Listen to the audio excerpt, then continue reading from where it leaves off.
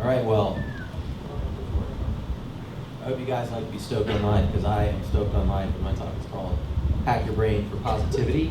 But really what I'm just here to talk to you about is what's called emotional intelligence, or emotional IQ. And some of you might have heard of that term before, but it's really just your own ability to be very aware of your emotions and control them in ways that serve you the best. So there's an author out there named Dan Goleman who says that those with a higher emotional intelligence are twice as effective at performing their jobs as those with a high IQ or with good technical skills. So that's saying a whole lot. It's kind of like saying emotional intelligence is kind of under the water and performing a lot more, and that it might be more important than the skills you bring to the table.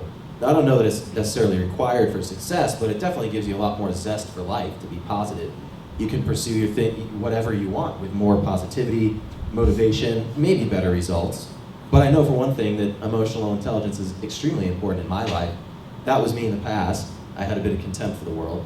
And this is me now, super happy guy. I have this theory that your outcomes in life are directly related to how you respond to them in that moment. So living in a wheelchair and being injured, I mean, there's 1,000 times that I could be confronted with a task that's frustrating. Tearing my hair out is more difficult, pisses me off. But it might surprise you to think, or to hear, that I actually wouldn't trade this experience for anything. It's within confronting those challenges and having to respond to them that I find my zen. I dissect that thought process and I find a method that works best for me. Really, your mind, in that way, it's just like a device. You program it with thoughts and emotions. If it were a device, thoughts and emotions would be that programming language. So the perspectives we take on life, they craft our realities in such significant ways, I can't even underscore it enough. It can turn something that really sucks or presumably is tough, living in a wheelchair, into something that's like, you might even find yourself making it easy or having super amounts of fun. This is my buddy Christian, and like, does that look fun? Hopefully it ends out well. Now, IQ can be fun too, but emotional intelligence I find a lot more important because you have a direct relationship to it. You're using it at every in every moment of every day. And it can also, if you really dig into it, it can become kind of this X factor where your thoughts give you the ability to excel beyond the abilities of your body. And I remember pursuing my first half marathon, and there was a moment where it got extremely difficult. And right at that time, other marathoners were passing by me and shouting, "Go for it, do it, you can crush it." And you know what? I did. It changed that thought from, I don't know if I can do this, into, I think I can. And I did it. And in what I thought was a damn good time, I got an hour and 35 minutes, probably without having trained, which was probably stupid, but it worked. And, there are a few things that are really important in my life that I find help me get by. And one of those things is cooperation.